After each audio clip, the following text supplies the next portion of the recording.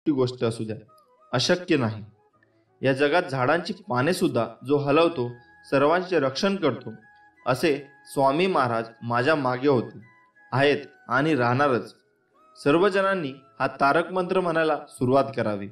जमेल तसं जेव्हा वेळ मिळेल तेव्हा बसता उठता, काम करताना, झोपताना, लहान मुलांना भरवताना, जेवण बनवताना, तुम्हाला जेव्हा आठवेल तेव्हा बोलत राहायचे. एकदा का तारक मंत्र बघून वाचायला सुरुवात केली की हळूहळू पाठांतरी होऊन जाते. फक्त मंत्र म्हणायला सुरुवात करा आणि सतत चालू ठेवा. रोज कुठल्या ना कुठल्या मार्गाने स्वामी आपल्याबरोबर नेहमी असतात आणि नेहमी राहतील. फक्त आपण हे लक्षात आणले पाहिजे की स्वामी सदैव माझ्या बरोबर आहेत. चला तर मग अतिप्रभावशाली स्वामी तारक मंत्राकडे वळूया. तुम्हाला जमेल तसे कुठलीही चाल लावून बोलू शकता. आपण आपले स्वामी फक्त माणसाच्या मनातले भाव बघतात. मंत्र अशा प्रकारे आहे. निशंक होई रे मना, निर्भय होई रे मना, प्रचंड स्वामी बळपाठीशी, नित्य आहे रे मना, अतर्क्य अवधूत हे स्मर्तगामी, अशक्य ही शक्य करतील स्वामी. जिथे स्वामी चरण तिथे न्यून्य काय, स्वय भक्त प्रारब्ध घडवी ही माय. आज्ञे विना काळ ही नानी त्याला, परलोकी ही ना भीती तयाला. उगाची भीतोसी भय हे पळू दे, वसे अंतरी ही स्वामी शक्ती कळू दे. जगी जन्म मृत्यू असे खेळ ज्याचा, नको घाबरूस तू असे बाळ त्याचा. खरा होई जागा श्रद्धे सहित, कसा होसी त्यावेन तू स्वामी भक्त. आठव कितीदा दिली त्यांनी साथ, नको डगमगू स्वामी देतील हात. विभूती नमन नाम ध्यानार्धी तीर्थ, स्वामीच या पंचामृतात हे तीर्थ घेई आठवी रे प्रचिती. ना सोडती तया जया स्वामी घेती हाती. श्री स्वामी समर्थ. झालेली सेवा स्वामी चरणी अर्पण करून आपण आजचा व्हिडिओ इथे संपवूया. आज आपण खरी भक्ती म्हणजे नेमके काय, स्वामी समर्थ महाराज काय म्हणतात, हे आपण या व्हिडिओच्या माध्यमातून जाणून घेणार आहोत. चला तर मग विषयाकडे वळूया आणि आपला संपूर्ण व्हिडिओ बघूया. आपले स्वामी समर्थ महाराज अनेक घटना प्रसंगातून समाजाला विविध बोध शिकवण उपदेश करत असतात. स्वामींची लीला ह्या अद्भुत आणि अचंबित करणाऱ्या आहेत. ज्या व्यक्तींना स्वामींचा अनुभव आला आहे, प्रचिती आली आहे, त्या व्यक्तींना याचा प्रत्यक्ष अनुभव वास येतो. अक्कलकोट येथे स्वामी सुमारे 22 वर्ष होते. या काळात त्यांनी हजारो आर्त, अर्थार्थी, जिज्ञासू आणि मुमुक्षू यांच्या मनोकामना पूर्ण केल्या. दुष्टांना सुष्ट बनवले. ढोंग्यांचे ढोंग उघडून करून अज्ञ जनांना खऱ्या ईश्वरनिष्ठाची ओळख करून दिली. अशा प्रकारे विस्कटलेली घडी पूर्ववत बसवण्यासाठी, निष्ठावान भक्तांना आत्मानंदाची प्राप्ती करून देण्यासाठी आणि जगात सधर्म, सुसंस्कृती आणि भक्तिप्रेमाची गुढी उभारण्यासाठी अनंत लीला केल्या असे म्हटले जाते. अशाच एका प्रसंगात स्वामींनी खरी भक्ती म्हणजे नेमके काय याबाबत बोध दिला. नेमके काय घडले पाहूया. एकदा स्वामी विश्राम करत असताना बाळाप्पा त्यांचे पाय चेपत असतात. तेवढा स्वामी एकदम जागे होऊन लोण्याची मागणी करतात. लोणी खाऊन संतुष्ट होऊन स्वामी बाळाप्पाला भक्तीचा अर्थ विचारतात. बाळाप्पा प्रांजळपणाने स्वामीवरच तो प्रश्न फिरवतात. स्वामी म्हणतात की भक्ती म्हणजे ईश्वराला वाहून जाणे. आयुष्य आपले नसून ईश्वराचे असे मानून तन मन आणि धनाने केलेले समर्पण म्हणजे भक्ती. दुसरीकडे एक गोसावी जलोदर रोगाने ग्रस्त होता. त्या रोगामुळे त्यांच्या पोटा सदैव कळा निघायच्या. पण त्यांची द्वारकेला जाऊन द्वारकनाथांचे दर्शन करावे अशी तीव्र इच्छा होती. मृत्यूपूर्वी द्वारकेला जाऊन कृष्ण दर्शन करायचे असा निश्चय गोसावी करतो. द्वारकेला जाताना रात्री स्वामी संन्यासी रूपात गोसाव्याला स्वप्नात दृष्टांत देतात आणि अक्कलकोटला बोलवतात. गोसावी थोडा विचार करून अक्कलकोटला येतो. स्वामी त्याला पाहिल्याबरोबर विचारतात की क्यों द्वारका जा रहे थे ना, यहाँ अक्कलकोट कैसे पहुंचे? स्वामींच्या प्रश्नांची गोसावी विस्मित होतो. गोसाव्याची अवस्था पाहून स्वामी म्हणतात की हमने ही बुलाया था. खऱ्या भक्ताची तळमळ जाणल्याशिवाय आम्ही कसे राहणार? श्रीकृष्णाच्या दर्शनाची गोसाव्याची मनोकामना स्वामी पूर्ण करतात. गोसावी धन्य होतो. गोसावी म्हणतो की माझी इच्छा पूर्ण झाली आहे. आता देवाज्ञा झाली तरीही काही हरकत नाही. ही वेळ अजून आली नाही. असे सांगून स्वामी गोसाव्याला एका झाडाचा पाला देतात. हा पाला रोज वाटून खात जा. काही दिवसांनी गोसावी रोगमुक्त होतो. स्वामी म्हणतात की अनन्य भाव भक्ती असलेल्या शिष्याची मनोकामना आम्हाला पूर्ण करावीच लागते. ज्याची भक्ती पक्व दिशेला गेलेली असते त्याची कामना गुरु स्वतः पूर्ण करतात व स्वामी असेच आपल्या पाठीमागे कायमस्वरूपी आहेत. त्यामुळे स्वामी म्हणतात, घाबरू नकोस, मी तुझ्या पाठीशी आहे. मित्रांनो, अजून प्रार्थनेचे फळ लवकर मिळावे म्हणून स्वामींचा उपदेश कायम लक्षात ठेवा. देवाने आपली इच्छा पूर्ण करावी असे प्रत्येकाला वाटते, पण त्या मागण्यात किती आतरता आहे हे देव ताडून पाहतो. म्हणून स्वामी म्हणतात, प्रार्थना सगळेच करतात, परंतु सगळ्यांचीच प्रार्थना फळतेच असे नाही का? याचे कारण स्वामी समर्थ महाराज एका दृष्टांत देऊन सांगतात. एकदा समस्त शिष्यासमवेत स्वामी समर्थ महाराज प्रवासात निघाले होते. प्रवासात असताना अवकाळी पाऊस सुरू झाला. स्वामींची सोबत असूनही सगळे बिथरले होते. सर्वांनी एका झाडाचा आश्रय घेतला. सगळेजण पाऊस थांबण्याची वाट पाहत होते, परंतु पावसाचा जोर वाढतच चालला होता. असे चालत राहिले तर पूरसदृश्य परिस्थिती निर्माण होईल या भीतीने सगळे भक्त स्वामींना शरण गेले. तेव्हा स्वामी म्हणाले, अरे, अशी गयावया करण्यापेक्षा त्या पावसाला हात जोडून विनवणी करा, प्रार्थना करा. सर्वांनी मनापासून प्रार्थना केली तर तो तुमचं नक्की ऐकेल. प्रार्थनेत शक्ती असतेच, परंतु सामूहिक प्रार्थना लवकर फळते. यासाठी सर्वांनी एक मुखाने एक दिलाने प्रार्थना करा. सर्वांना स्वामींचे म्हणणे पटले. सर्व भक्तांनी प्रार्थना केली आणि काय आश्चर्य, पाऊस कमी होत होत पूर्ण थांबला. तात्पर्य हेच, स्वामी सांगतात, एखादी गोष्ट तळमळीने केली तर तिचे फळ निश्चित मिळते. प्रार्थना अशी करा की समोरच्याला तुमचे ऐकावेच लागेल. एवढी शक्ती तुमच्या शब्दामध्ये आणि भावनेमध्ये असायला हवी, तर ती खरी प्रार्थना. मागण्यास मासे मागावे ज्यात केवळ आपल्या हिताचा नाही तर सर्व सृष्टीचा अर्थात सर्व जीवसृष्टीचा भल्याचा विचार केला असेल. दुसऱ्याचे वाईट आणि माझे चांगले ही भावना असेल तर तुमची इच्छा कधीच पूर्ण होणार नाही. हे कायम लक्षात ठेवा. स्वामी समर्थ सर्वांचे कल्याण करतील. त्यासाठी आपणही समतेने, ममतेने, आपुलकीने सर्वांचा विचार करायला हवा. श्री स्वामी समर्थ. जय जय स्वामी समर्थ. मित्रांनो, अक्कलकोटमध्ये स्वामींचा रोज दरबार भरत असे. स्वामी भक्त अक्कलकोटमध्ये येत होते. स्वामींनी 22 वर्ष अक्कलकोटमध्ये वास्तव्य केले. या कारकिर्दीमध्ये 16 ओळ्याला कधी महत्त्व दिले नाही. स्वामींना या सर्व गोष्टींची अत्यंत चीड होती, राग होता. स्वामींचा दरबार भरल्यावर अनेक भक्त माथा ठेवून स्वामींचे दर्शन तसेच स्वामींचा आशीर्वाद घेत होते. परंतु जर एखादी अडचणीत असलेली बाई गर्दीतून दूर बसून आपले दर्शन घेत आहे असे दिसताच स्वामी स्वतः उठून त्या बाईकडे जात आणि तिला आपल्या हाताने प्रसाद भरवत असत. विटाळ या शब्दाचा त्यांना राग होता. स्वामी म्हणत की बाई ही आई असते. आई कधी विटाळाशी होत नाही. अरे, तुम्ही सगळे हरामखोर आहात. जिने जन्म दिला तिलाच घरातून बाहेर बसवता. असे शब्द स्वामी आपल्या भक्तांना बोलत असत. मित्रांनो, स्वामींना या सर्व गोष्टीचा प्रचंड राग होता.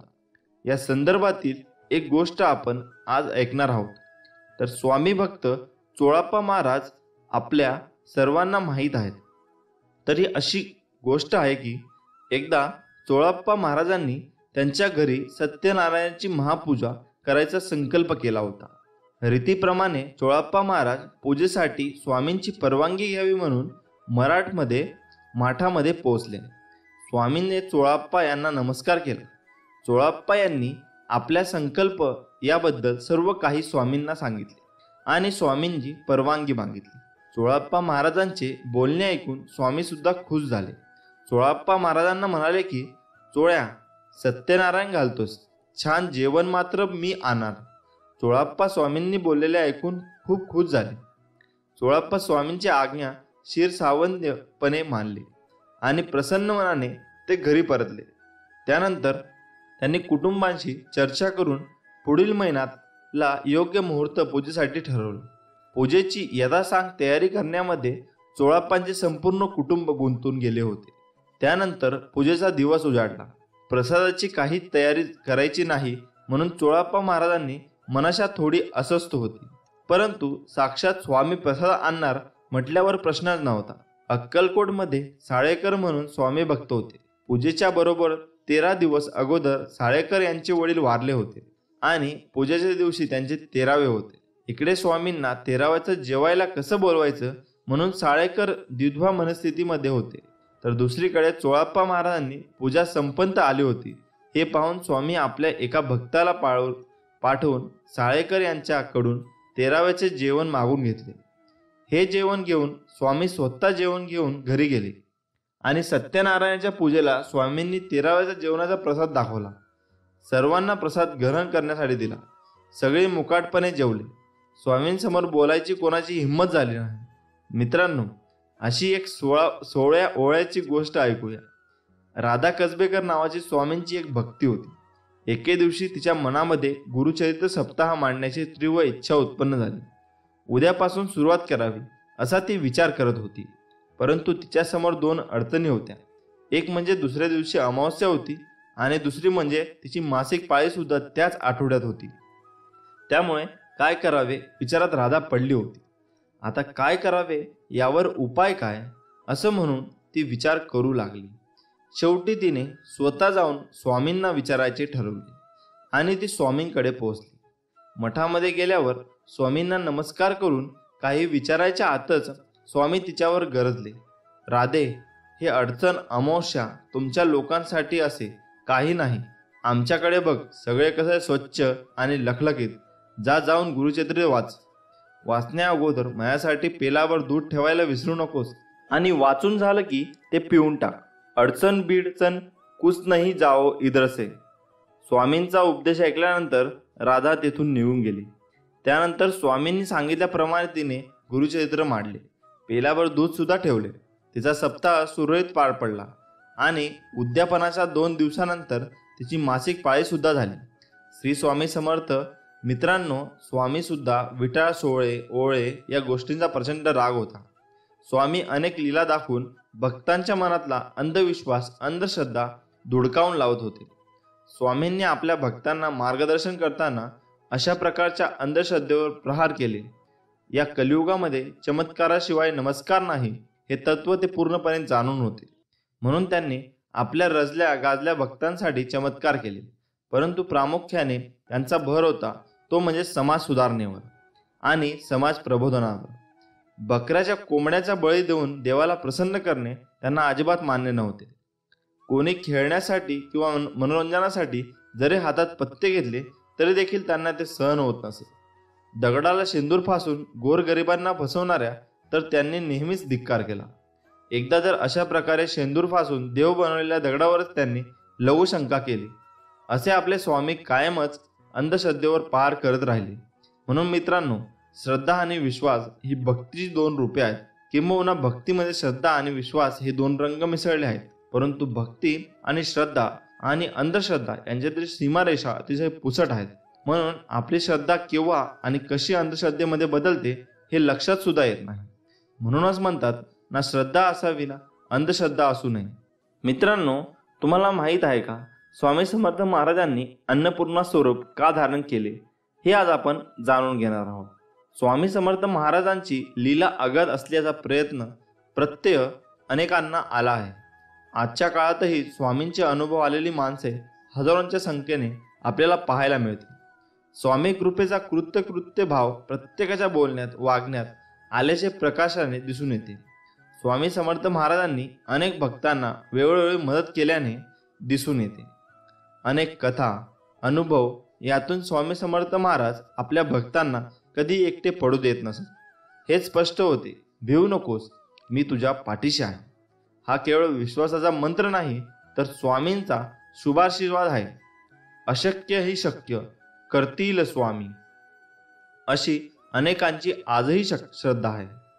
अशाच एका प्रसंगात भक्तासाठी स्वामी समर्थ महाराजांनी अन्नपूर्णा रूप धारण केले. स्वामींच्या या अन्नपूर्णा स्वरूपाचे पूजन ठिकठिकाणी केले जाते. नेमके काय घडले जाणून घेऊया. मित्रांनो, स्वामी कथेमध्ये रमून जाण्याआधी जर आपल्या चॅनलवर नवीन असाल तर सबस्क्राईब केलं नसेल तर लगेच सबस्क्राईब करा, म्हणजे तुम्हाला आपल्या स्वामींचे नवनवीन कथा ऐकायला मिळतील. चला तर मग विषयाकडे वळूया. मित्रांनो, अन्नपूर्णा ही पार्वतीचा अवतार आहे. भारतीय संस्कृती परंपरानुसार घरातील सर्वांना पोटभर खाऊ घालणाऱ्या गृहलक्ष्मींना अन्नपूर्णा मानले जाते. अक्कलकोटच्या स्वामी समर्थ महाराजांनी अशा एका प्रसंगी सेवेकराचा प्रसाद भोजन दिले. झाले असे की कोनाळे गावाच्या रानातून जाताना स्वामींबरोबर श्रीपाद भटासह सुमारे 100 सेवेकरी होते. दिवसभर चालून चालून त्या सर्वांना खूप भूक लागली होती. आणखी काही अंतर थोडे चालून पार केल्यानंतर स्वामी एका शेतात बसले. स्वतः स्वामी आलेत म्हटल्यावर तेथील शेतकऱ्यांनी स्वामीला फलाहार दिला, पाणी दिले. स्वामींना फलाहार ग्रहण केला. मात्र इतरांच्या भोजनाचे काय, हा प्रश्न सर्वांनाच पडला. तेवढ्यात स्वामी सर्वांना म्हणाले की त्या आम्र वृक्षाखाली जा. श्रीपाद भटासह आलेल्या सेवेकऱ्यांना वाटले की तेथे कोणीतरी जेवण देईल. श्रीपाद भटांना मात्र स्वामींवर पूर्ण श्रद्धा होती, विश्वास होता. श्रीपाद भट काही न बोलता त्यातील काही सेवेकऱ्यांना घेऊन आम्र वृक्षाखाली गेले. तेथे वृद्ध सुवासिनी प्रसन्न मुखाने उभी होती. श्रीपाद भटांनी चौकशी केल्यानंतर ती महिला म्हणाली की आज आमच्यापैकी बरीच मंडळी येथे भोजनास येणार होती, मात्र अजून ती आलेली नाहीत. सूर्यास्त होत आला आहे, आज कोणी येईल असे वाटत नाही, त्यामुळे तुम्ही सर्वांनी हे अन्न ग्रहण करा. वृद्ध सुवासिनी महिलेने शिजवलेला सर्व स्वयंपाक श्रीपाद भटांना दिला. ते सर्व जेवण घेऊन श्रीपाद भट व अन्य सेवेकरी स्वामींकडे जाण्यास निघाले. श्रीपाद भटांनी त्या सुवासिनी महिलेसही स्वामींकडे येण्याचा आग्रह केला. मात्र तुम्ही पुढे चला, मी मागून दर्शनाला येते असे म्हणून त्यांनी श्रीपाद भटांना पुढे पाठवून दिले. श्रीपाद भटांनी सर्व सेवकऱ्यांना जेवण वाढून घेण्यास सांगितले. सर्व तृप्त झाले. अशा प्रकारे स्वामी समर्थ महाराजांनीच सर्व भक्तांना अन्नपूर्णे करवी भोजन घातले, अशी सर्वांची श्रद्धा आहे. फार थोड्याचे भाग्य ज्यांना प्रत्यक्ष अन्नपूर्णेचे प्रत्यक्ष दर्शन घेण्याचे भाग्य लाभले. यानंतर श्री स्वामी समर्थ महाराजांचे अन्नपूर्णा स्वरूपात सर्वत्र पूजन होऊ लागले, अशी मान्यता असल्याचे सांगितले जाते.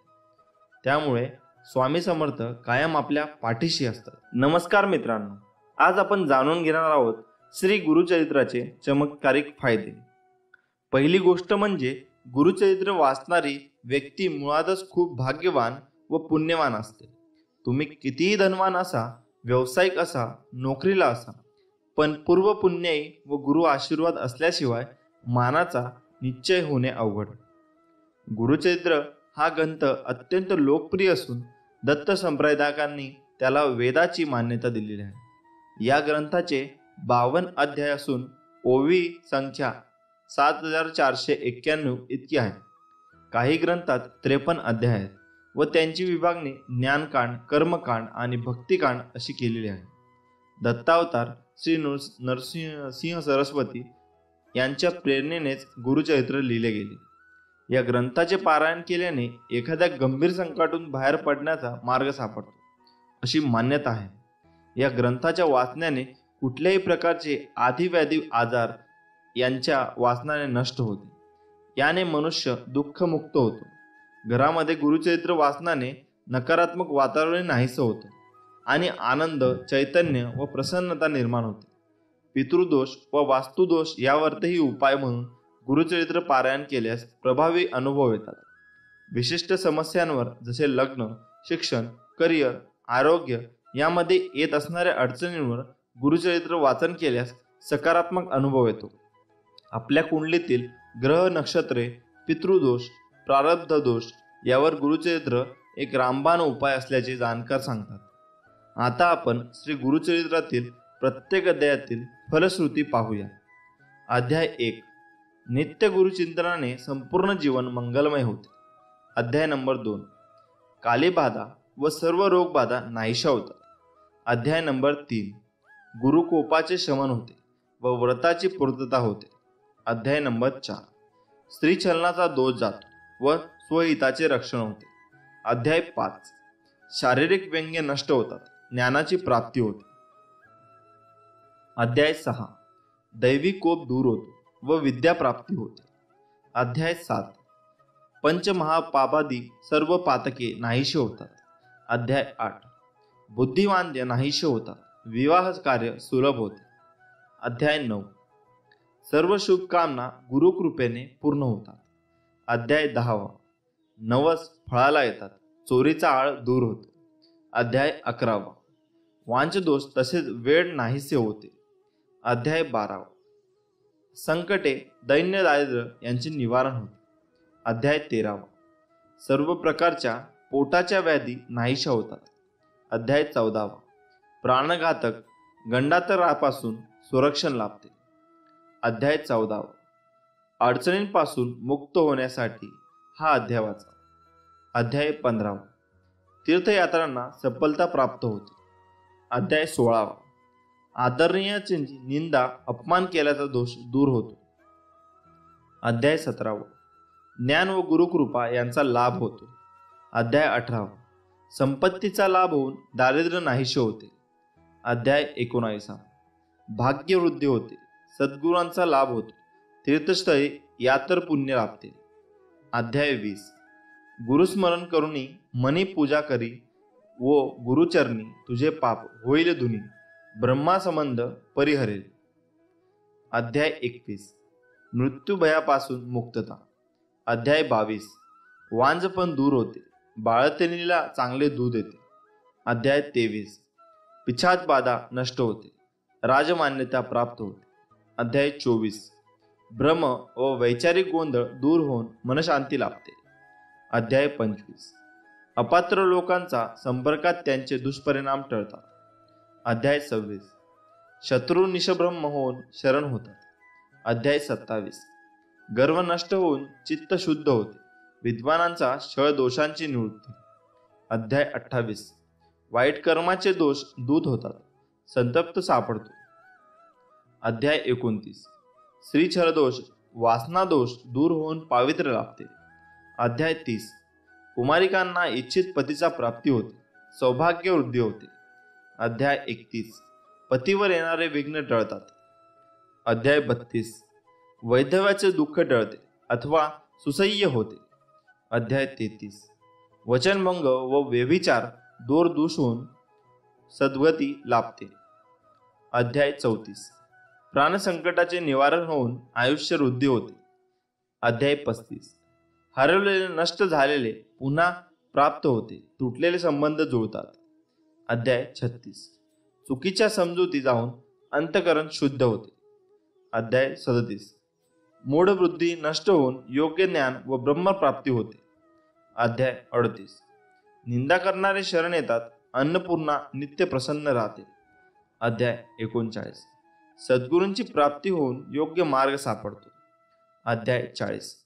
कुष्ठरोग नाहीसा होऊन शरीर निकोप होते. अध्याय 41. सद्गुरूंची प्राप्ती होऊन योग्य मार्ग सापडतो.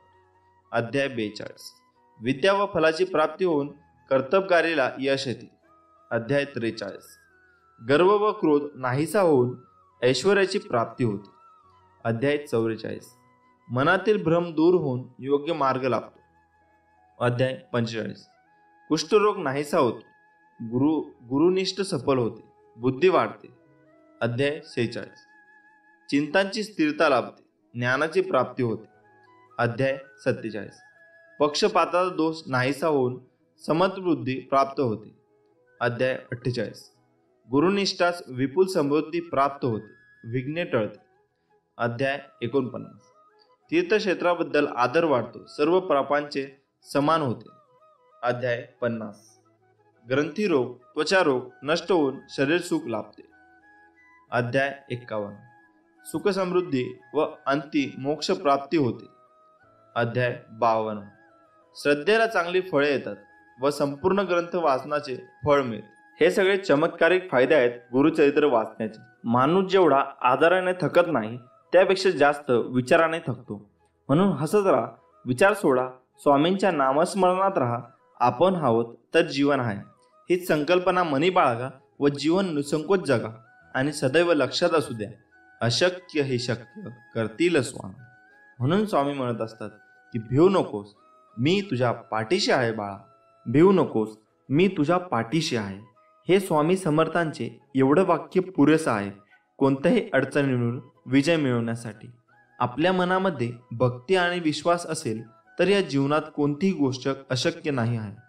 श्री स्वामी समर्थांची भक्ती करा, म्हणजे या सगळ्या संकटातून आपल्याला मुक्ती मिळेल. प्रत्येक गोष्ट आपल्या मनासारखी घडली असती तर जीवनात कोणताही दुःख राहिलं नसतं. जीवनात दुःखच जर उरलं नसतं तर खरं सुख कोणाला कधी कळलं नसतं. उद्या काय होईल हे आज कोणालाच माहीत नसते. म्हणून आज आनंदात जगावे. श्री स्वामी समर्थ म्हणतात, आयुष्यात नेहमी समाधानी राहा, खूप सुखी व्हाल. तू फक्त आपल्या कर्मावर विश्वास ठेव. तुझ्या आयुष्यात कितीही संकटे आली तरी तुला योग्य मार्ग सापडेलच. या जीवनात काही वेळा नियती तुम्हाला मुद्दाम अनपेक्षित अडचणीत अडकवते. ते फक्त तुम्हाला दाखवून देण्यासाठी की आपलं कोण आणि परक कोण. या जीवनात तू कोणाला फसवू नकोस, कोणाला दुःख देऊ नकोस. प्रयत्न करत राहा. नेहमी मी आहे तुझ्या पाठीशी, तुझी फसवणूक होऊ देणार नाही.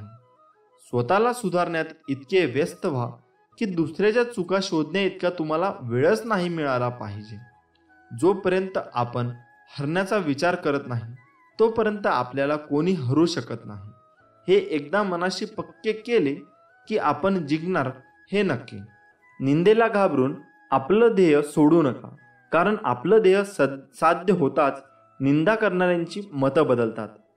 रोज सकाळी उठल्यानंतर तुमच्याकडे 2 पर्याय असतात. स्वप्न बघत परत झोपा, नाहीतर त्या स्वप्नांच्या मागे लागा. आपल्यामध्ये फक्त एकच कमतरता असते, ती म्हणजे आपण गोष्टी करतो कमी आणि बोलतो जास्त. तुमचं यश यावरून ठरवा की तुम्हाला ते मिळवण्यासाठी काय गमवावं लागलं आहे. मी बघितलंय की आपण जेवढी जास्त मेहनत करतो तितकं आपलं भाग्य आपल्याला साथ देतं. या जगात यशस्वी होण्याचा सर्वात चांगला मार्ग म्हणजे जो सल्ला आपण दुसऱ्यांना देतो त्यावर आपण स्वतः काम करणं. आपली सर्वात मोठी चूक म्हणजे हार मानणं. यशस्वी होण्याचा सर्वात चांगला मार्ग म्हणजे प्रत्येक वेळी अजून एकदा प्रयत्न करणे. श्री स्वामी समर्थ. जय जय स्वामी समर्थ. स्वामी म्हणतात, मी सगळीकडे आहे, मी कणाकणात व्यापून आहे, मीच पावन आहे, मीच आहे जल, गगनही मीच आहे, अक्कलकोटातही मीच आहे, दोन्ही ध्रुवावर कैलास पर्वतावर मीच आहे. मी कुठेही गेलेलो नाही आणि जाणारही नाही. मी सदैव तुझ्या पाठीशी आहे. माझ्या प्रिय भक्ता, नको होऊ निराश, मी आहे तुझ्या जवळपास. झाकून तुझे नयन कर चिंतन, बघ मी आहे तुझा विश्वास. नेहमी लक्षात ठेवा, आपल्याला खाली खेचणारे लोक आपल्यापेक्षा खालच्या पायरीवर असतात. एकदा कर्तृत्व सिद्ध झालं की संशयाने बघणाऱ्यांच्या नजरा आपोआप आदरानं झुकतात. आयुष्यात एकदा तरी वाईट दिवसांचा सामोरे गेल्याशिवाय चांगल्या दिवसांची किंमत कळत नाही. मित्रांनो, जग तुम्हाला नावे ठेवण्यात व्यस्त असते, तुम्ही फक्त नाव कमविण्यात व्यस्त राहा. पराभवाची भीती बाळगू नका. एक मोठा विजय तुमचे सर्व पराभव पुसून टाकतो. गर्दीचा हिस्सा नाही तर गर्दीचं कारण बनायचं. तुम्हाला कोणाच्या मागे बोलण्याची त्रास होत असेल तर एक गोष्ट मनात आणा, माझ्या मागे कोण काय बोलतं याने मला काहीच फरक पडत नाही. माझ्यासमोर काही बोलण्याची त्यांची हिंमत नाही, यातच माझा विजय आहे. कधीही कुणाच्या भावनांबरोबर खेळू नका, कारण तुम्ही हा खेळ सहज जिंकाल, पण समोरच्या व्यक्तीला तुम्ही या खेळात आयुष्यभरासाठी हरून बसाल. चुकीच्या दिशेला वेगाने जाण्यापेक्षा योग्य दिशेला हळूहळू जाणे चांगले. स्वतःच्या चुका कधी कधी डोळ्यांना दिसत नाहीत, अशा वेळी दुसऱ्यांच्या डोळ्यांची मदत घेण्यास लाजू नका. रत्नांची ढीग दिले तरी आयुष्याचा गेलेला एकही क्षण मिळू शकत नाही. म्हणून जो व्यक्ती आपला अमूल्य वेळ वाया घालवतो तो केवढा मोठा गुन्हा करत असतो. आयुष्यात काही करून दाखवायचे असेल तर आपण काय आहोत यापेक्षा आपण काय होऊ शकतो याचा विचार करायला हवा. जगात अशक्य काहीच नसतं. श्री स्वामी समर्थ म्हणतात, तुझ्या जीवनातील कठीण संकटात आहे, मी तुला कधी हारू देणार नाही. या कलियुगात तुला कधी एकटे सोडणार नाही. तुझ्या प्रत्येक अडचणीत तुला योग्य मार्ग दाखवत असणार मी. भिवू नकोस, मी तुझ्या पाठीशी आहे. भिवू नकोस, मी तुझ्या पाठीशी आहे. हे स्वामी समर्थांचे एवढं वाक्य पुरेसं आहे कोणत्याही अडचणींवर विजय मिळवण्यासाठी. आपल्या मनामध्ये भक्ती आणि विश्वास असेल तर या जीवनात कोणतीही गोष्ट अशक्य नाही. उद्या काय होईल हे आज कुणालाच माहीत नसते, म्हणून आज आनंदात जगावे. श्री स्वामी समर्थ. सूर्य काही बोलत नाही तर त्याचा सूर्यप्रकाश आपल्याला त्याची प्रचिती देतो. त्याचप्रमाणे तुम्ही तुमचा परिचय कोणाला देत बसू नका. आपले कार्य करत राहा, लोकच तुमचा परिचय देतील. तू फक्त आपल्या कर्मावर विश्वास ठेव. तुझ्या आयुष्यात किती संकटे आली तरी तुला योग्य मार्ग सापडेलच. ज्यांनी ज्यांनी या जीवनात स्वामींचा हात पकडला त्यांना कधी दुसऱ्याचे पाय पकडण्याची वेळ आली नाही, हे मात्र खरं आहे. श्री स्वामी समर्थ. जय जय स्वामी समर्थ. कोणीही जर विनाकारण तुमच्याबद्दल तिरस्कार व्यक्त करत असेल, राग व्यक्त करत असेल तर फक्त शांत राहा. कारण जर जाळायलाच काही नसेल तर पेटलेली काडी सुद्धा आपोआप विझून जाते. एक अटळ सत्य, परमेश्वर कुणाचे पापही घेत नाही आणि पुण्यही घेत नाही. प्रत्येक व्यक्ती तिने केलेल्या कर्मांना व त्यानुसार मिळणाऱ्या फळांना स्वतःच जबाबदार असते. स्वामी म्हणतात, माणूस जेवढा आदराने थकत नाही त्यापेक्षा जास्त विचाराने थकतो. म्हणून हसत राहा, विचार सोडा, स्वामींच्या नामस्मरणात राहा.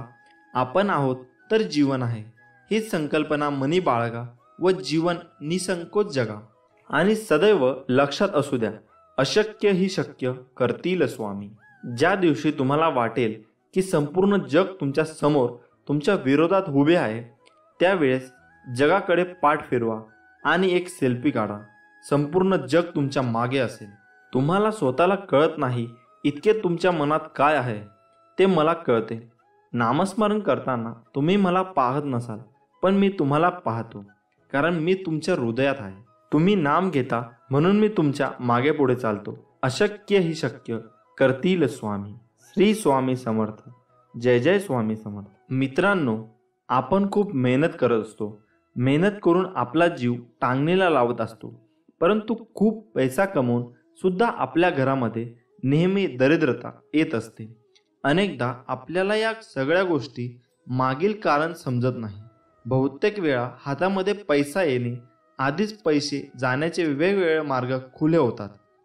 पैसा जरी घरात आला तरी तो जास्त काळ आपल्या खिशामध्ये राहत नाही. यावेळी आपण चिंता व्यक्त करत असतो. अनेकदा आपले मानसिक खच्चीकरण होते आणि अनेकदा आपण तणावाखाली जातो. घरात गरिबी येण्याची ही आहेत 9 लक्षणे. आत्ताच जाणून घ्या आणि तुम्ही तुमचे संकटे दूर करू शकाल.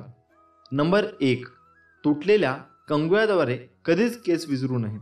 त्याबरोबर उभे राहून केस विसरू नये.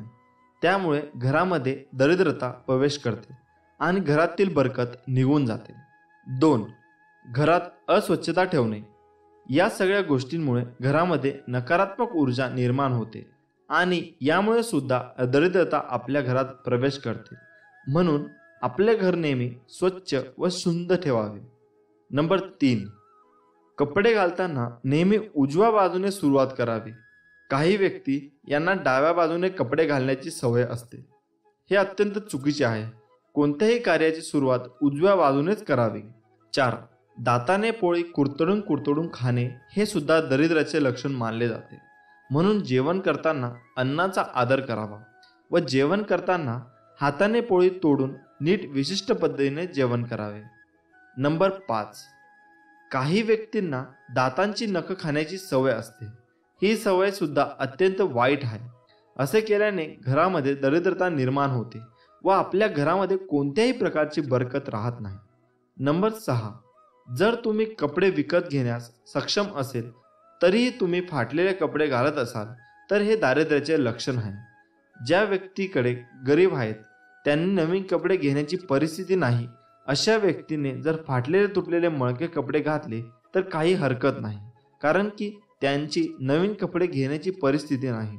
म्हणून जर तुमची परिस्थिती चांगली असून सुद्धा जर तुम्ही फाटलेले घाणेरडे कपडे घालत असाल तर यामुळे तुमच्या जीवनामध्ये दारिद्र्यता येऊ शकेल. म्हणून अशा प्रकारचे कपडे सुद्धा शक्यतो घालू नये. नंबर 7, सकाळी सूर्योदयानंतर सुद्धा झोपून राहणे हे दारिद्र्याचे एक लक्षण आहे. सकाळी आणि संध्याकाळी माता महालक्ष्मी आपल्या घरात प्रवेश करत असते. जर अशा वेळी आपण झोपलेले असू तर माता महालक्ष्मी आपल्या घरामध्ये प्रवेश न करताच निघून जाते आणि यामुळे आपल्या घरामध्ये सुख शांती वैभव येत नाही.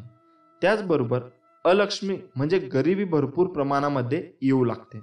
म्हणून सूर्योदयापूर्वी उठून घराची स्वच्छता करून माता महालक्ष्मीचे स्वागत करावे. पिण्याचे पाणी रात्री होडे अजिबात ठेवू नये. हे सुद्धा दरिद्र येण्याची लक्षणे मानले जाते. म्हणून पिण्याचे पाणी नेहमी झाकून ठेवायला हवे. नंबर 8, दारासमोर चप्पल जर उलट्या असतील तर त्यांना आपण सरळ करायला हव्यात. जर उलट्या चप्पल व बूट यावर आपल्या दारासमोर असेल तर यामुळे सुद्धा गरिबी अनेक अडचणी आणि आपल्या घरामध्ये प्रवेश करत असतात. म्हणून जर चपला बूट उलटे दिसले तर लगेच सरळ करावे. नंबर 9, मुक्या प्राण्यांना कधीच लाथ मारू नये. असे केल्याने आपल्या घरामध्ये विविध अडचणी निर्माण होऊ शकतात. त्याचबरोबर आपल्या घरामध्ये हे पाहुणे येतात, त्यांच्याशी नेहमी चांगले वागायला हवे. त्यांच्याशी कधीही वाद घालू नये. कारण की भारतीय संस्कृतीमध्ये जे पाहुणे आपल्या घरी येत असतात ते प्रत्यक्ष देवस्वरूप आपण त्यांना मानत असतो. भारतीय संस्कृतीमध्ये अतिथी देवो भव असे म्हटले जाते. कारण की पाहुण्यांना आपण देवाचा दर्जा देत असतो. म्हणून जर तुमच्या घरी कोणतेही पाहुणे आले तर त्यांना मान सन्मान अवश्य करा. त्यांना अपमानित करू नका. त्यामुळे सुद्धा तुमच्या घरातील दरिद्रता प्रवेश करू शकते. आपल्या घरामध्ये नेहमी सकारात्मक वातावरण निर्माण राहील याची काळजी सुद्धा आपण घेणे गरजेचे आहे. कारण की ज्या घरामध्ये नेहमी सकारात्मक वातावरण राहते त्या घरामध्ये माता महालक्ष्मी व अन्य देवी देवता नेहमी वास्तव्य करतात. म्हणून आपल्या घरातील वातावरण नेहमी सकारात्मक ठेवा आणि नेहमी परिश्रम करून आपल्या घरामध्ये माता महालक्ष्मीचे आगमन आनंदाने करा. अवधूत चिंतन. श्री गुरुदेव दत्त. श्री स्वामी समर्थ. उगाची भीतोसी भय हे पळू दे, जवळ उभी स्वामी शक्ती कळू दे. जगी जन्म मृत्यू असे खेळ ज्याचा, नको घाबरू तू असे बाळ त्याचा. नमस्कार मित्रांनो, आपले स्वामी काय सांगतात? आयुष्यात नेहमी लक्षात ठेवा, आपल्यामुळे दुसऱ्याच्या डोळ्यात पाणी येणे हा सर्वात मोठा गुन्हा आहे आणि आपल्यासाठी कोणाच्या डोळ्यात पाणी येणे हे सर्वात मोठे यश आहे. तुझं माझं करता करता एक दिवस जायचं आहे. जे कमावलं ते इथेच ठेवून जायचं आहे. तुम्ही चांगले कर्म करा, सोबत तुमच्यात तेच जाणार आहे. रडल्यानंतर अश्रूसुद्धा परके होतात, हसल्याने परके सुद्धा आपले होतात. मला ती नाती आवडतात ज्यात मी नाही आपण असतो. जर कोणावर चिडणार असाल तर विचार करून चिडा, कारण आजकाल समजून घेण्याची पद्धत बंद झाली. मेल्यावर माणूस चांगला होता असं म्हणण्याची प्रथा आहे. जिवंत माणूस ओळखता येत नाही, हीच खरी व्यथा आहे. निंदकांना कधीही घाबरू नका. त्यांना आपल्याविषयी जेवढं वाईट बोलता येईल तेवढं बोलू द्या. त्यांच्यामुळे आपलं वर्तन सुधारत जाते. ज्याप्रमाणे गल्लीत 2-4 डुकरं असल्याशिवाय गल्ली स्वच्छ राहत नाही, त्याप्रमाणेच आपल्या अवतीभोवती 2-4 निंदक असल्याशिवाय आपल्या जीवनाचा विकास होत नाही. जग काय म्हणेल हा विचार करू नका, कारण लोक फार विचित्र आहेत. अपयशी लोकांची थट्टा करतात आणि यशस्वी लोकांवर जळतात. स्वतःला असे तयार करा की तुमच्या विरोधकाला तुमचा पाय खेचण्याऐवजी तुमचे हात पकडून पुढे जाण्याची इच्छा निर्माण झाली पाहिजे. कोणतीही गोष्ट साध्य करण्यासाठी फक्त शक्ती असून चालत नाही, तर त्याला सहनशक्तीचीही जोड असावी लागते. माणूस कसा दिसतो यापेक्षा कसा आहे याला महत्त्व असतं. कारण शेवटी सौंदर्याचं आयुष्य तारुण्यापर्यंत तर गुणाचं आयुष्य मरणापर्यंत असतं. अभिमानाला कधी तुमच्या मनाच्या घरात येऊ देऊ नका आणि स्वाभिमानाला कधी मनाच्या घरातून बाहेर काढू नका. कारण अभिमान तुम्हाला कधीच प्रगती करू देणार नाही आणि स्वाभिमान तुम्हाला कधीच अधोगतीकडे जाऊ देणार नाही. अपेक्षा जरूर बाळगा, पण नाती व माणसं तुटणार नाही याची फक्त काळजी घ्या. आयुष्य फार सुंदर आहे, ते फक्त चांगल्या विचारांनी जगता आलं पाहिजे. समाज समजवण्यापेक्षा समजून घेण्यामध्ये खरी परीक्षा असते. कारण समजवण्यासाठी अनुभवाचा कस लागतो, तर समजून घेण्यासाठी मनाचा मोठेपणा लागतो. लोक तुमची स्तुती करोत वा निंदा, तुमचं लक्ष तुमच्यावर कृपा करो वा न करो, तुमचा मृत्यू आज हो वा उद्या, आपल्या मार्गावरून कधीही भटकू नका. आयुष्यात कितीही संघर्ष करावा लागला तरी मागे हटू नका, कारण जो संघर्षात मार्ग काढतो तोच खरा विजय असतो. स्वामी म्हणतात, दगडात तुम्हाला देव दिसतो, गायीत माता दिसते, कावळ्यात तर सगळे पूर्वज दिसतात, मग माणसातच माणूस का दिसत नाही? ज्या दिवशी माणसात माणूस दिसेल त्या दिवशी मला सुद्धा प्रसन्न व्हावेच लागेल. अवधूत चिंतन. श्री गुरुदेव दत्त. श्री स्वामी समर्थ. नमस्कार मित्रांनो. तुम्हीच. बस झाला आता. खूप झालं त्यांच्यासाठी रडणं बसणं, त्यांची वाट बघणं, स्वतःला त्रास करून घेणं. त्यांना खरंच जर तुमची एवढी काळजी असती ना, तर त्यांनी विचारपूस तरी केली असती. खऱ्या आयुष्यात या आता. रिॲलिटीला सामोरं जा. जेवढं दिसतं तेवढं सगळं सोपं नसणार आहे. तुम्हाला अजून स्ट्रॉंग व्हायचं आहे, आतून स्वतःला खंबीर बनवायचं आहे. फक्त जर तुम्ही ठरवलं तर.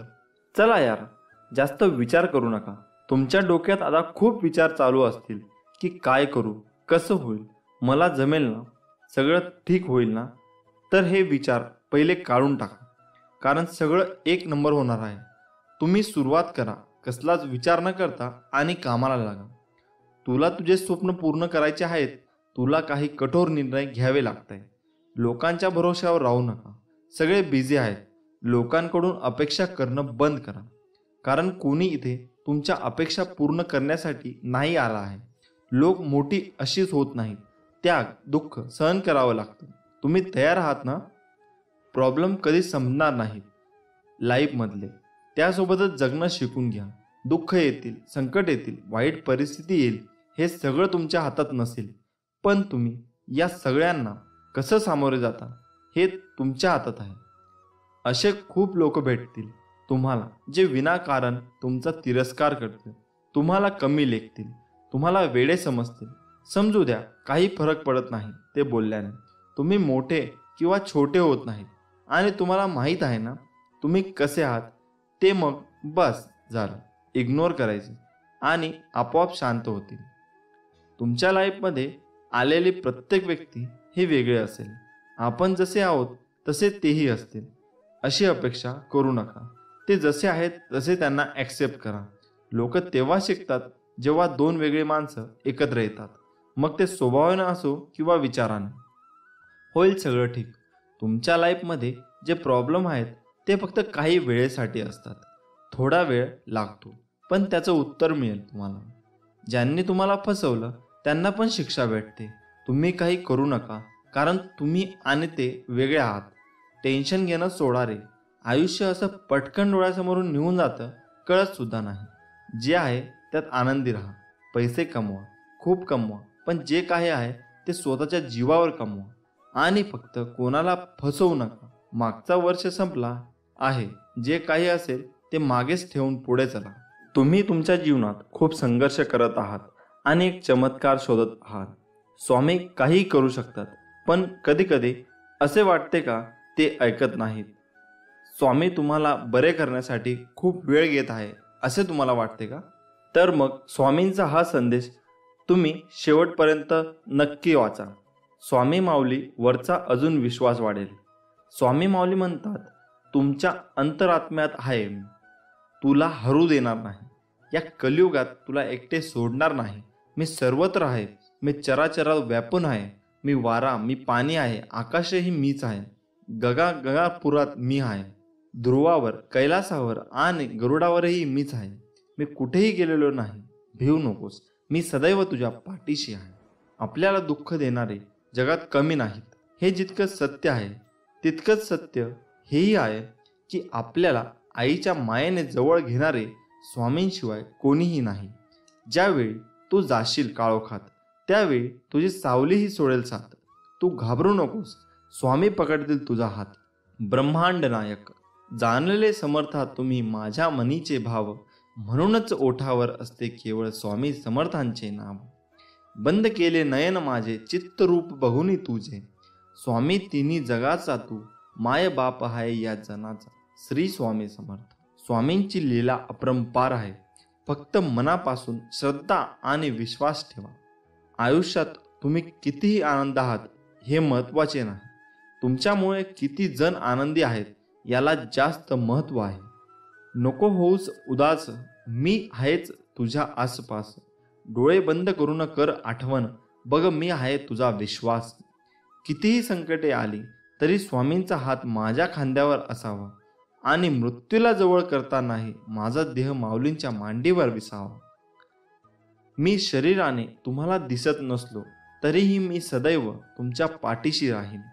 आपली इच्छा पूर्ण होणारच हा विश्वास ठेवा आणि स्वामींवर निशंक सोपवा. कर्म करत राहा, फळ मिळणारच. सूर्य बोलत नाही, त्याचा प्रकाशच त्याचा परिचय देतो. त्याचप्रमाणे तुम्ही तुमच्याबद्दल काही बोलू नका. उत्तम कर्म करत राहा, लोकांचं तुमचा परिचय देतील. तुमच्यामुळे सुखात आहे, कारण तुमचे नाव मुखात आहे. श्री स्वामी समर्थ. भूतकाळात दुःख नसावं, वर्तमान काळाचा अहंकार नसावा आणि भविष्य काळाचा मोह नसावा. ध्येय साध्य करणे कितीही कठीण असो, पण जर आत्मविश्वास असेल तर अशक्य असे काहीच नाही. स्वामी माऊलींचा आधार असला की आयुष्यात कोणत्याही संकटाला सामोरे जाण्याचं बळ मिळतं, आणि आशीर्वाद असला की कोणत्याही कार्यात विजय आपलाच होतो हा अनुभव येतो. जिद्द आणि स्वामींवरील भक्ती अशी ठेवायची की नशिबात नसलेल्या गोष्टी सुद्धा मिळाल्या पाहिजेत. आयुष्यात स्वामी आले, मन स्वामीमय झाले. मनाची भीती गेली, मन निशंक